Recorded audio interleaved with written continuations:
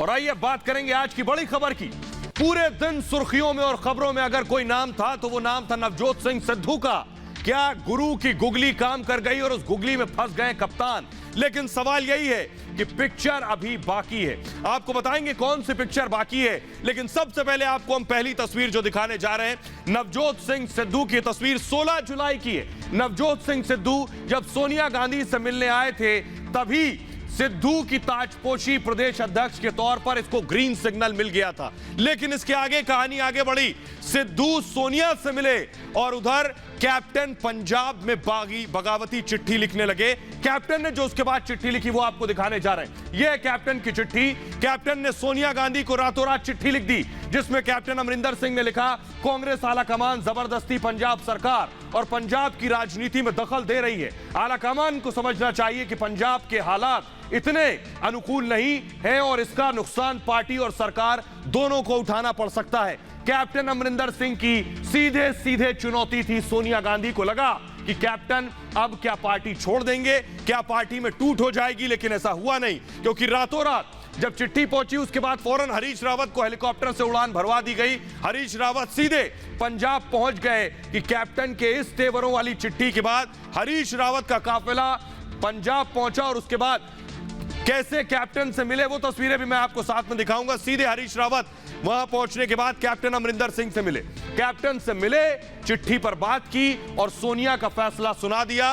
Captain के चेहरे के जो एक्सप्रेशन है उससे आपको बखूबी समझ में आ रहा होगा कि कैप्टन सोनिया का फैसला सुनने के बाद यानी नवजोत सिंह सिद्धू के बारे में सुनने के बाद बहुत खुश नहीं हुए। आइए आपको आगे दिखाते हैं कि लेकिन सिद्धू 65 किलोमीटर का सफर तय करके पटियाला से पंचकुला पहुंचे और जो कांग्रेस के अभी तक अध्यक्ष हैं सुनील जाखड़ उनसे मुलाकात की और देखिए बाहर आकर गले मिले। और सिद्धू गले मिलने के साथ जो मुस्कुराहट है ये सिद्धू की मुस्कुराहट सब कुछ बता रही है। सिद्धू इशारों इशारों में कह रहे हैं कि वो ये जंग तो जीत गए हैं कप्तान से और उन्होंने जो गुगली फेंकी है इसमें कप्तान यानी कैप्टन अमरिंदर पूरी तरह से फंस गए। देखिए रिपोर्ट। कोयल कूक से, पेड़ फल से, खेत उपज से, इंसान अपने कर्म से होता है। कोई जन्म से ऊंचा नहीं होता दोस्त, आदमी सोच से होता है, सोच से। पंजाब में सियासत चरम पर है। पंजाब कांग्रेस में तूफान थमने के संकेत हैं। हालांकि कहने वाले ये भी कह रहे हैं कि ये तूफान से पहले की शांति है जो कभी भी सियासी बवंडर में तब्दील हो सकती है। कल क्या होगा इसके लिए कल तक का इंतजार करना होगा, लेकिन आज की सच्चाई यही है कि सिद्धू अपने मकसद में कामयाब हो गए। गुरु सुरखरू होता है इंसान आफतें आने के बाद और रंग लाती है हिना पत्थर पे घिस जाने के बाद। कांग्रेस आलाकमान से पंजाब कांग्रेस के अध्यक्ष की कुर्सी का संकेत मिलने के बाद सिद्धू आज कई नेताओं से मिले, उनसे गुफ्तगू की, उनका सहयोग मांगा क्योंकि लड़ाई अब लंबी है। कुछ महीनों बाद चुनाव होने वाले। बहनों भाइयों, न खाऊंगा, न खाऊंगा, न खाने दूंगा। दरअसल सिद्धू पर पंजाब चुनाव की बड़ी जिम्मेदारी होगी और इस जिम्मेदारी में कैप्टन अमरिंदर का भी उन्हें साथ मिले, इसलिए आज हरीश रावत ने कैप्टन से मुलाकात की। कांग्रेस के लिए एक बहुत बड़ा बयान है और उसको उन्होंने दोहराया है और कहा है कि जो कुछ निर्णय आदरणीय कांग्रेस प्रेसिडेंट लेंगी कैप्टन अमरिंदर सिंह उसको फॉलो करेंगे। इस बीच खबर है कि कैप्टन ने भले ही अपने तेवर नरम कर लिए हो लेकिन वो ढीले नहीं पड़े हैं। कैप्टन ने दो टूक कहा है कि सिद्धू के साथ किसी भी तरह की कोई बैठक तब तक नहीं हो सकती जब तक वो सार्वजनिक तौर पर माफी नहीं मांग लेते। तो क्या सिद्धू माफी मांगेंगे? अब ये सिद्धू को तय करना है। परिंदों को मंजिल मिलेगी हमेशा, ये फैले हुए उनके पंख बोलते हैं। वही लोग रहते हैं खामोश अक्सर जमाने में जिनके हुनर बोलते हैं। लेकिन आइए अब आपको बहुत बड़ी बात बताने जा रहे हैं कि सिद्धू को आगे बढ़ाना कांग्रेस को मुश्किलों भरा होने वाला है क्या? क्यों, ये आपको बताएंगे। पंजाब कांग्रेस की सियासत उस मोड़ पर खड़ी है जहां थोड़े बहुत नानुकुर के बाद बात बनती जरूर दिख रही है। सिद्धू पंजाब कांग्रेस के अध्यक्ष बनते नजर आ रहे हैं, इस बात के भी साफ साफ संकेत हैं। लेकिन सवाल ये कि क्या सिद्धू के पंजाब कांग्रेस के अध्यक्ष बन जाने के बाद पंजाब में कांग्रेस की समस्या खत्म हो जाएगी? क्या सिद्धू के अध्यक्ष बनने के बाद पंजाब कांग्रेस की गुटबाजी पर ब्रेक लग जाएगा? क्या सिद्धू पार्टी में टूट की आशंका को पूरी तरह खत्म कर देंगे? ये सवाल इसलिए खड़े हो रहे हैं क्योंकि कैप्टन अमरिंदर सिंह को सिद्धू बिल्कुल पसंद नहीं और इसलिए कैप्टन ने खुलकर सिद्धू का विरोध किया। यहां तक कि पार्टी आलाकमान को साफ साफ बता दिया कि उन्हें सिद्धू मंजूर नहीं, क्योंकि सिद्धू पंजाब कांग्रेस की मुसीबतें कम नहीं कर सकते बल्कि बढ़ा सकते हैं। ऐसे में सवाल यह है कि आखिर अमरिंदर सिंह ने ऐसा क्यों कहा? दरअसल अमरिंदर सिंह सियासत के माहिर खिलाड़ी हैं। वो 40 साल से सियासत में, उन्हें पता है कि कौन से फैसले पार्टी को नुकसान पहुंचा सकते हैं और किस फैसले से पार्टी को फायदा हो सकता है, क्योंकि यह तय है कि सिद्धू के पार्टी अध्यक्ष बनने के बाद पंजाब में कांग्रेस के 2 पावर सेंटर बन जाएंगे। 2, एक सिद्धू का होगा और दूसरा कैप्टन अमरिंदर सिंह का। ऐसे में पार्टी कार्यकर्ताओं के लिए मुश्किल होगी कि वो किसकी बात सुने और किसकी बात को दरकिनार करें। दिक्कत पार्टी आलाकमान के लिए भी होगी क्योंकि उसे दोनों पावर सेंटर में संतुलन बनाना होगा, जो आसान नहीं है। उदाहरण के तौर पर राजस्थान की मिसाल लीजिए। राजस्थान में क्या हुआ? कांग्रेस आलाकमान ने राजस्थान की कमान सचिन पायलट को सौंपी थी। पायलट उम्मीदों पर खरे उतरे, वसुंधरा सरकार के खिलाफ संघर्ष किया, कांग्रेस को सत्ता में लेकर आए, लेकिन जब मुख्यमंत्री बनने की बारी आई तो अशोक गहलोत को थोप दिया गया। अब हालात यह हैं कि राजस्थान में कांग्रेस में 2 धड़े बन गए। पायलट कभी भी पार्टी को अलविदा कह सकते हैं। ऐसा ही मध्य प्रदेश में हुआ। मध्य प्रदेश में इससे बेहतर उदाहरण है। कांग्रेस ने चुनाव प्रचार की कमान ज्योतिरादित्य सिंधिया को सौंपी। सिंधिया ने पार्टी के लिए दिन रात एक कर दिए। कांग्रेस सत्ता में आ गई, लेकिन जब मुख्यमंत्री की बारी आई तो कमान कमलनाथ को दे दी गई। नतीजा यह हुआ कि कमलनाथ की सरकार गिर गई और सिंधिया ने बीजेपी का दामन थाम लिया। आइए अब आपको बताते हैं, लेकिन सिद्धू की महत्वाकांक्षा किसी से छिपी नहीं है। चाहे वो बीजेपी में रहे हो, बीजेपी में जो चाहते थे नहीं मिला तो पार्टी छोड़कर कांग्रेस में आ गए, कांग्रेस में जो चाहते थे चुनाव से पहले तक अड़े रहे और हासिल कर लिया। आगे उनका मकसद क्या है ये आपको बताएंगे। कहते हैं सियासी नेता जो होते हैं वो दिखते नहीं और जो दिखते हैं वो होते नहीं, लेकिन सिद्धू ऐसी सियासी शख्सियत हैं जो वो हैं वही दिख भी रहे हैं। लेकिन कांग्रेस आलाकमान को यह बात समझ में नहीं आ रही। ऐसा हम इसलिए कह रहे हैं कि एक इंसान महत्वाकांक्षी होता है और एक अति महत्वाकांक्षी होता है। जो अति महत्वाकांक्षी होता है वो अपनी हसरत पूरी करने के लिए किसी भी हद तक जा सकता है। सिद्धू की गिनती अति महत्वाकांक्षी नेताओं में की जाती है, जो कुर्सी के लिए किसी भी हद तक जा सकते हैं, आपके पैर भी छू सकते हैं। जी हां, पैर भी छू सकते हैं, सरेआम आपकी बेइज्जती भी कर सकते हैं।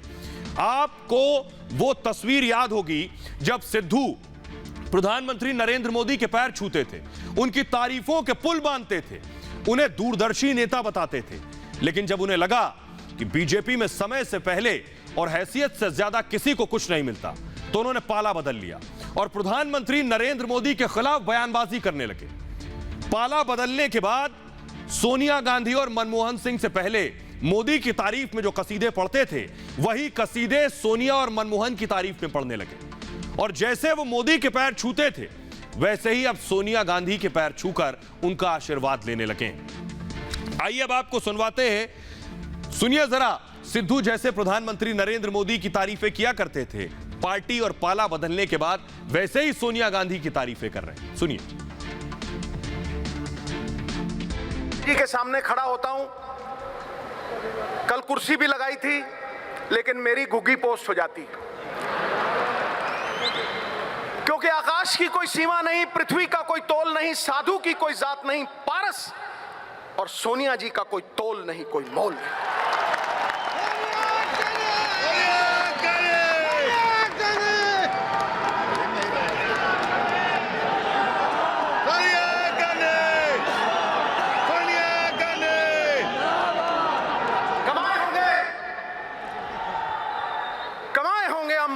पैसे बने होंगे बड़े बड़े सेठ, लेकिन पिछले 20 साल में अगर किसी ने सबसे ज्यादा इज्जत कमाई है तो हमारी अध्यक्षा सोनिया जी ने कमाई। ये सत्य है और सिद्धू सत्य बोलता है। और आइए अब आपको बताएंगे कि सिद्धू किस ओर जाएंगे ये सिद्धू खुद नहीं जानते। देख बेशक वो सीधे रहे हो, लेकिन लेफ्ट जाएंगे राइट जाएंगे वो खुद नहीं जानते। निजी फायदे के लिए सिद्धू केवल पार्टियां नहीं बदलते, केवल नेता और नियत नहीं बदलते, बल्कि जो पार्टी उन्हें सब कुछ देती है उसे वो ठेंगा दिखाते हैं और ठेंगे पर रखते हैं। सिद्धू करीब 5 साल से कांग्रेस में है, लेकिन पार्टी को उनसे जितना फायदा हुआ है उससे कहीं ज्यादा नुकसान हुआ है। पिछले 5 साल में उन्होंने कैप्टन के खिलाफ केवल मोर्चेबंदी नहीं की, इसके अलावा बहुत कुछ किया है। नेताओं को भड़काया है, उनके कामों पर सवाल उठाया है, उनके खिलाफ बयानबाजी की है और ट्वीट भी किए हैं। अब इससे कैप्टन का चाहे जितना भी नुकसान हुआ उससे कहीं ज्यादा नुकसान पार्टी का हुआ है, जो कुछ महीनों बाद ही चुनाव में जाने वाली है। बावजूद इसके कांग्रेस आला कमान उन पर कार्रवाई करने की बजाय उन्हें शह देती रही। शह उनसे बार बार मुलाकात करती रही, फोटो खिंचा खिंचा कर मनोबल बढ़ाती रही। सिद्धू पहले बीजेपी में थे, बीजेपी ने उन्हें चुनाव लड़ाया, सांसद बनाया, लेकिन पार्टी ने उन्हें जब लोकसभा के बजाय राज्यसभा में भेजने का फैसला किया तो उन्होंने पार्टी छोड़ दी। बीजेपी छोड़ने के बाद वो आम आदमी पार्टी से बार्गेनिंग करने लगे, डीलिंग कर रहे थे। बात नहीं बनी तो कांग्रेस में शामिल हो गए, लेकिन कांग्रेस में आते ही वो उस नेता के खिलाफ भी लॉबिंग करने लगे जिसने अपने बूते 2017 के चुनाव में मोदी लहर के बावजूद पंजाब में पार्टी को सत्ता दिलाई, कैप्टन अमरिंदर सिंह। तो कल क्या गारंटी है कि सिद्धू कांग्रेस के लिए पार्टी नहीं छोड़ेंगे? यहां यह भी बताना जरूरी है कि सिद्धू इस बार भी केजरीवाल के टच में थे। बहरहाल सिद्धू की हकीकत हमने आपको बता दी। खबरों में आगे बढ़ते हैं और प्रधानमंत्री नरेंद्र मोदी के मंत्री से आपको मिलवाने जा रहे हैं। प्रधानमंत्री नरेंद्र मोदी के मंत्री एक्शन में आपको बताएंगे। दरअसल प्रधानमंत्री नरेंद्र मोदी ने पिछले दिनों कैबिनेट मीटिंग ली थी, वो कैबिनेट की तस्वीरें सामने आई थी। 15 महीने बाद ये कैबिनेट मीटिंग हुई थी। प्रधानमंत्री की नई टीम इसमें थी। प्रधानमंत्री की इस टीम में मौजूद थे अश्विनी वैष्णव, ज्योतिरादित्य सिंधिया। अश्विनी वैष्णव आज कहां थे आपको बताने जा रहे हैं। प्रधानमंत्री के मंत्री आज रेल के इंजन में सफर कर रहे थे और आपको बताएं कौन से इंजन में थे। प्रधानमंत्री नरेंद्र मोदी दरअसल वडनगर में चाय बेचा करते थे और उस वडनगर का अब फिर से उसका सौंदर्यीकरण हुआ है, उसमें बाकायदा बदलाव आया। उसी वडनगर पहुंचे थे मोदी के मंत्री अश्विनी वैष्णव और देखिए इंजन में बैठे, ट्रेन के इंजन में बैठे हैं टीम मोदी के मंत्री और इंजन में बैठकर वडनगर तक का सफर तय किया है। अश्विनी वैष्णव के बारे में बताएंगे तफसील से, जरा फुल स्क्रीन देखिए।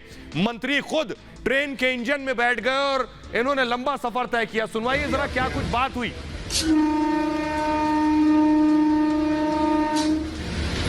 तरह की प्रॉब्लम होती है। पैसेंजर में नहीं है, आप जाकर इसमें इंस्पेक्शन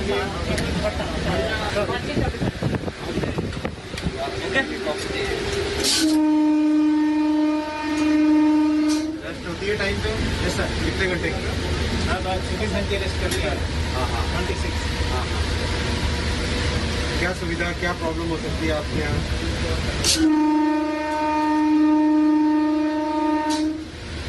किस तरह की प्रॉब्लम होती है? पैसेंजर में नहीं है।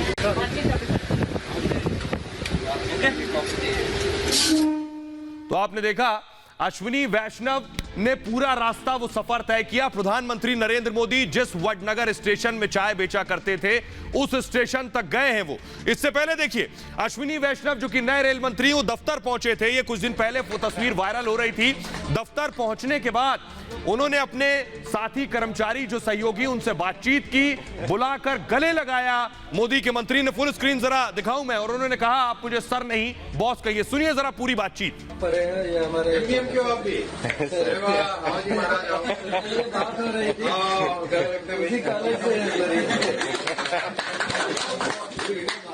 हम लोग कह रहे थे कि मंत्री जी को कभी आप मिलना तो बता देना कि हम उसी कॉलेज से।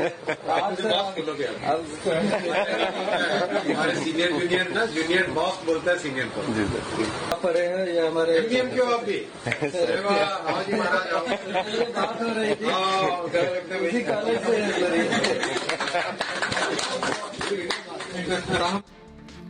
और आइए जल्दी से आपको दिखाते हैं कि कैसे एक्शन में है अश्विनी वैष्णव, मोदी के मंत्री, और इनका तारुफ भी कराएंगे। आपको बताएं अब तक कार्यभार संभालने के बाद क्या क्या फैसले लिए इन्होंने। मंत्री बनते ही पूरी तरह से एक्शन मोड में अश्विनी वैष्णव 2 शिफ्ट में काम करने का फरमान सुना दिया है कि अब मंत्रालय में 2-2 शिफ्ट में काम होगा। रेल मंत्री के दफ्तर में 2 शिफ्टों में काम भी शुरू हो गए हैं, ये फैसले लिए। इसके अलावा आपको बताएं उनका तारुफ कराएं उससे पहले आइए आपको वो तस्वीर दिखाते हैं। वडनगर रेलवे स्टेशन की तस्वीर हम आपको दिखाने जा रहे हैं। प्रधानमंत्री नरेंद्र मोदी ने बाकायदा उसको इनॉग्रेट किया था और यही वो स्टेशन है, तस्वीर जो हम आपको दिखा रहे हैं, वडनगर स्टेशन। यही प्रधानमंत्री नरेंद्र मोदी बचपन के दौर में चाय बेचा करते थे, उस स्टेशन का कायाकल्प हो गया है, जिसके बाद बाकायदा प्रधानमंत्री नरेंद्र मोदी ने शुक्रवार को इसका उद्घाटन किया था और यहीं पहुंचे रेल मंत्री अश्विनी वैष्णव। अश्विनी वैष्णव के बारे में मैं आपको बताऊं कौन है अश्विनी वैष्णव। दरअसल आपको बताऊं ओडिशा से बीजेपी के सांसद हैं अश्विनी वैष्णव, ओडिशा से आते हैं। रेल और ग्रिड जल्दी से हटाएंगे, रेल और आईटी मिनिस्टर बनाए गए हैं अश्विनी वैष्णव। 1994 बैच के आईएएस अफसर रहे हैं, अंतर्राष्ट्रीय कंपनियों में उन्होंने काम किया है, आईआईटी कानपुर से एमटेक की पढ़ाई की है, साथ ही आपको बताएं पेंसिल्वेनिया यूनिवर्सिटी से एमबीए किया है अश्विनी वैष्णव ने। अंतर्राष्ट्रीय कंपनियों में भी काम कर चुके हैं, लंबा चौड़ा प्रोफाइल है उनका। आईआईटी कानपुर यानी आईआईटीएन है, आईआईटी कानपुर से एमटेक की पढ़ाई की है अश्विनी वैष्णव ने।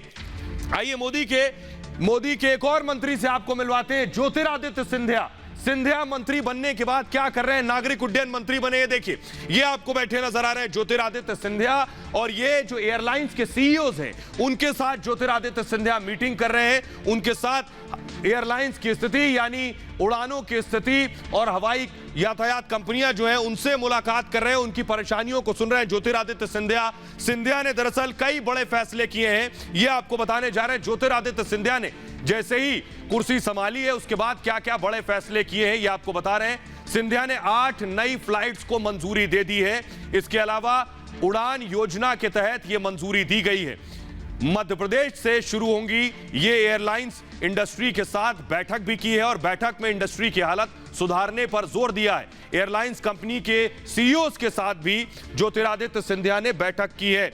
आइए अब आपको दिखाते हैं, ज्योतिरादित्य सिंधिया ने ट्वीट भी किया। उन्होंने ट्वीट करके बताया कि क्या कुछ फैसले उन्होंने लिए। ट्वीट जल्दी से मैं दिखाऊंगा ज्योतिरादित्य सिंधिया का। उन्होंने ट्वीट किया है, मध्य प्रदेश के मुख्यमंत्री शिवराज सिंह चौहान के साथ केंद्रीय मंत्री भी नरेंद्र सिंह तोमर जी की जल्दी से मूव करेंगे उपस्थिति में मध्य प्रदेश से गुजरात एवं महाराष्ट्र के लिए 8 नई उड़ानों का वर्चुअल शुभारंभ किया गया है, यानी उड़ानों का शुभारंभ के बाद ट्वीट किया। आइए अब आपको दिखाते हैं, एक और आपको दिखाने जा रहे हैं तस्वीर। इमरती देवी यानी ज्योतिरादित्य सिंधिया की करीबी जब उनसे मिलने गई तो ज्योतिरादित्य सिंधिया ने उन्हें गले लगा लिया। ये कुछ दिन पहले तस्वीर वायरल हुई थी, ये तस्वीरें हम आपको दिखा रहे हैं। ज्योतिरादित्य सिंधिया ने गले लगा लिया। फुल स्क्रीन जरा तस्वीरें मैं दिखाऊं, सिंधिया ने क्यों गले लगाया मैं आपको बताऊं। इमरती देवी उनकी सबसे भरोसेमंद नेता है। इमरती देवी वो हैं जिन्होंने सबसे पहले इस्तीफा दिया था, आपको याद होगा जब ज्योतिरादित्य सिंधिया कमलनाथ से अलग हुए तो इमरती देवी ने इस्तीफा दिया था। वो पहुंची तो सिंधिया ने उन्हें गले लगा लिया, उन्होंने महाराज जी कहकर बधाई दी।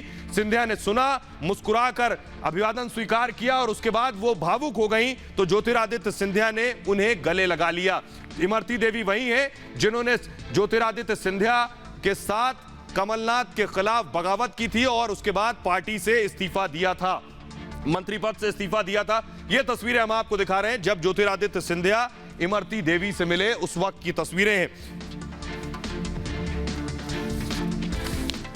और आइए खबरों में आगे बढ़ते हैं और अब आपको बताने जा रहे हैं कि भारत की खाने वाले और पाकिस्तान की गाने वालों की अब दुकानें बंद होने जा रही हैं। जी हां, बड़ी खबर यह है आज की कि भारत का खाना और पाकिस्तान का गाना अब बंद होने जा रहा है। जम्मू कश्मीर में आतंकी हमले हो या आतंकियों को भेजना हो या आतंकियों को पालना हो या फिर लोकल लेवल पर उनकी मदद करने वाले, छुपे चोरी उनसे बात करने वाले और बाकायदा भारत की खाने वाले, अब एक एक ढूंढ के उनका दाना पानी बंद किया जाएगा। आइए आपको हम बताने जा रहे हैं कि आखिर आतंक को पालने वाले इन समर्थकों की दुकान बंद होगी। अब कश्मीर में ना तो आतंकी बचेंगे और ना ही उन आतंकियों को पनाह देने वाले उनके मददगार सर उठा पाएंगे। जम्मू कश्मीर में आतंकवादियों और छिपे हुए देशद्रोहियों के खिलाफ सरकार इस वक्त फुल एक्शन में।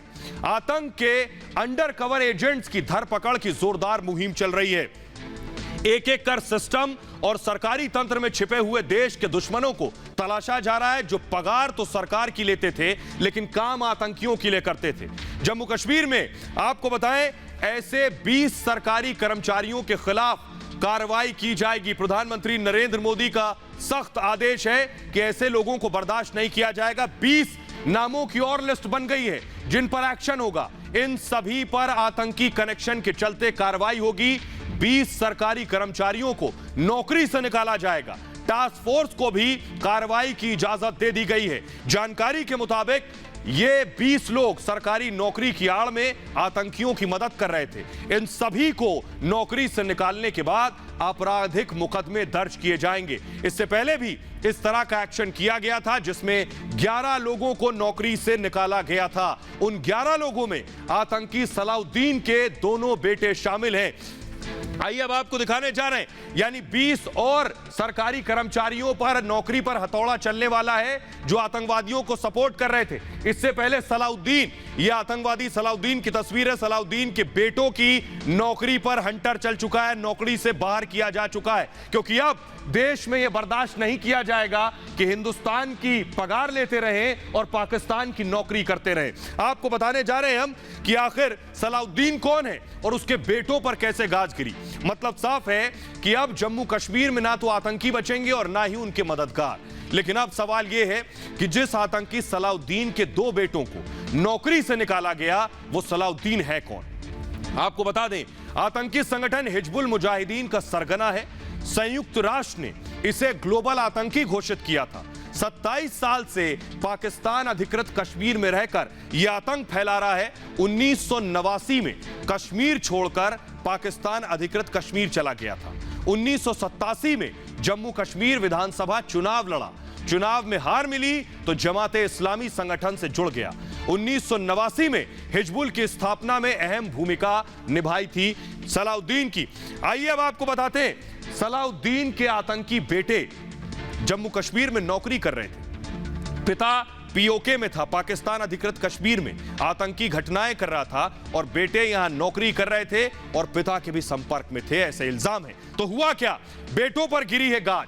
तो आतंकी सलाउद्दीन के बारे में आपने जान लिया। सलाउद्दीन सालों पहले भारत छोड़कर पाकिस्तान गया और आतंक के रास्ते पर चल पड़ा। सलाउद्दीन जरूर सरहद के उस पार चला गया, लेकिन उसका परिवार आज भी कश्मीर में रहता है।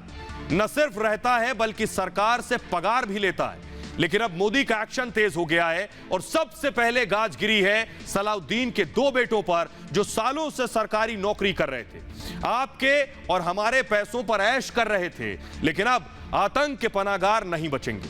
जम्मू कश्मीर में पिछले दिनों ऐसे 11 लोगों पर एक्शन लिया गया था जिसमें आतंकी सलाउद्दीन के बेटे और सैयद अहमद शकील को नौकरी से बर्खास्त कर दिया गया। सैयद अहमद शकील, हम आपको बताएं, सलाउद्दीन का बेटा है, सलाउद्दीन का बड़ा बेटा है। ये आरोप है कि शकील आतंकी पिता से संपर्क में था।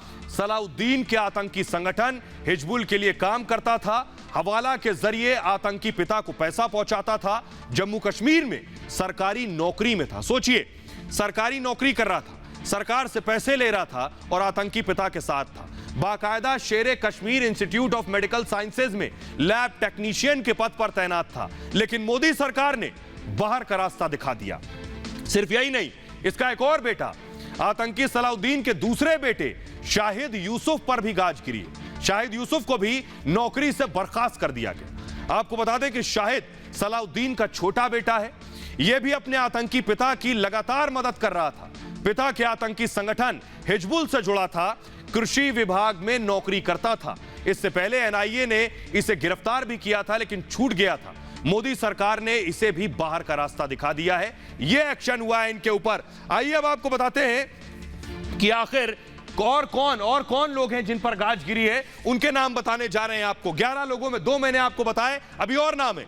2 लोग ऐसे हैं जो पुलिस में काम कर रहे थे। सोचिए, काम कर रहे थे पुलिस में, सरकारी पैसा ले रहे थे लेकिन नौकरी कर रहे थे आतंकियों की। एक अनंतनाग में पोस्टेड था बताया जाता है, और दूसरा जो था बारामूला में पोस्टेड था। पुलिस सर्विस में थे दोनों को मोदी सरकार ने बर्खास्त कर दिया है। यह एक्शन हुआ। यही नहीं, 2 और ये मैंने आपको बाकी बताया, 2 अभी और हैं, 6, उनको जरा आपको मिलवाते हैं। जरा सोचिए ये छिपे हुए दुश्मन कितने खतरनाक होंगे और देश को कितना नुकसान पहुंचाया होगा। सरकारी तंत्र का हिस्सा होने की वजह से इन पर शक करना मुश्किल था। जानकारी के मुताबिक ये कई सालों से खुफिया जानकारियां आतंकियों को दे रहे थे। न जाने कितनी वारदातों में इनकी सूचना रही होगी, सोचिए। लेकिन अब इन भेड़ियों का खेल खत्म हो चुका है। कुपवाड़ा में पहला नाम देखिए और किस पर गाज गिरी है। कुपवाड़ा में ITI का अर्दली लश्कर का ओवरग्राउंड वर्कर था, भगा दिया गया। नाज मोहम्मद अली स्वास्थ्य विभाग में अर्दली था, हिजबुल का ओवरग्राउंड वर्कर था, नौकरी से बाहर। Shahid Ahmed Lone inspector power department में हथियारों की तस्करी का आरोप था, नौकरी से बाहर। जब्बार अहमद कर्मचारी जो कि शिक्षा विभाग में आतंकी गतिविधियों में शामिल था, नौकरी से आउट। निसार अहमद तांत्रे कर्मचारी शिक्षा विभाग आतंकी गतिविधियों में शामिल था, नौकरी से बाहर का रास्ता दिखा दिया गया। इन सब पर यह एक्शन हुए अब तक। लेकिन मैं आपको बताऊं, बड़ी बात यह है कि अब कश्मीर पहले जैसा कश्मीर नहीं रहा। कश्मीर में पिछले 4, 5, 6, 7 सालों में बहुत कुछ बदल गया है। वो समझेंगे, वो बदलाव अगर आप समझेंगे तो आप समझ जाएंगे कि आखिर हुआ क्या है कश्मीर में। 5 अगस्त 2019 को मोदी सरकार ने एक झटके में जम्मू कश्मीर को मिला स्पेशल स्टेटस खत्म कर दिया। जम्मू कश्मीर से धारा 370 के खात्मे को लगभग 2 साल हो चुके हैं। इन 2 सालों में कश्मीर पूरी तरह बदल चुका है। अनुच्छेद 370 के खात्मे के साथ ही अलगाववादी विचारधारा और आतंकी गतिविधियां पर पूरी तरह लगाम लग चुकी है। पिछले साल आपको याद होगा, पिछले साल के मुकाबले इस साल के आंकड़े भी इसकी गवाही देते हैं। आधिकारिक आंकड़े आपको बताते हैं। आपको ये तस्वीरें याद होंगी जो हम आपको दिखाने जा रहे हैं। पत्थरबाजी की घटनाओं में 370 हटने के बाद तेजी से कमी देखी गई है। 2018 में 532 घटनाओं की तुलना में 2019 में 389, 2020 में जुलाई तक पत्थरबाजी की सिर्फ 102 घटनाएं हुई हैं। अगस्त 2019 से पहले तक सोचिए जरा क्या मंजर हुआ करता था। पत्थरबाजी आम बात थी, रोज तस्वीरें आ रही थी, यहां पत्थर चल रहे हैं, वहां पत्थर चल रहे हैं, पत्थरबाजी की घटनाएं सामने आती थी। और जब भी किसी आतंकी की गिरफ्तारी होती थी या फिर जनाजा उठता था, सुरक्षा कर्मियों पर पत्थर बरसने लगते थे। लेकिन पत्थरबाजी की घटनाओं में 2020 में करीब 73% की कमी दर्ज की गई, जबकि पिछले साल यह कमी 29% थी। 2018 में आपको याद होगा 2268 पत्थरबाजों को गिरफ्तार किया गया था।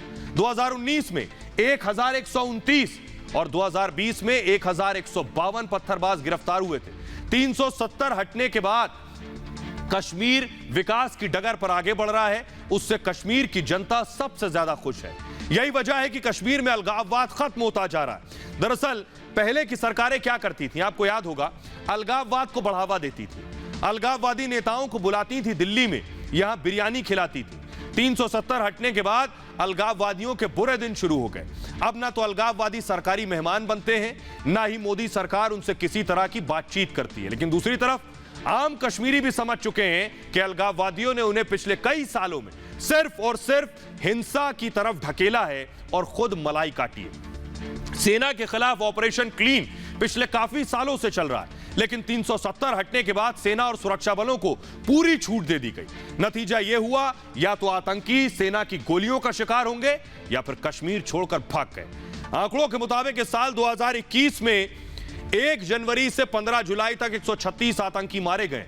2020 में 221 आतंकी मारे गए थे। 2019 में 157। यह बता रहा है कि कश्मीर में कितना और क्या कुछ बदल गया है। बहरहाल आगे बढ़ते हैं और अब बात करते हैं एक और आतंकी संगठन की, यानी तालिबान की। जैसे कश्मीर में आतंकियों को पाकिस्तान पालता है, उसी तरह तालिबान के प्लान के पीछे भी पाकिस्तान है। यानी पाकिस्तान जो है पूरी दुनिया में जो आतंकवाद है उसे पालने पोसने का 99% क्रेडिट इमरान खान और पाकिस्तान को जाएगा। पहली तस्वीर हम आपको दिखाने जा रहे हैं इमरान खान की हकीकत की। देखिए जरा, ये अफगानिस्तान की सेना लगातार हमले और अटैक कर रही है। ये तस्वीर हम आपको दिखा रहे हैं, धुएं का गुबार जोड़ रहा है। फुल स्क्रीन अगर ये तस्वीरें दिखाऊं, यहां अफगानिस्तान में तालिबानी आतंकी देखे गए, उन्हें एयर स्ट्राइक कर उड़ा दिया गया। वो तस्वीरें मैंने आपको दिखाई।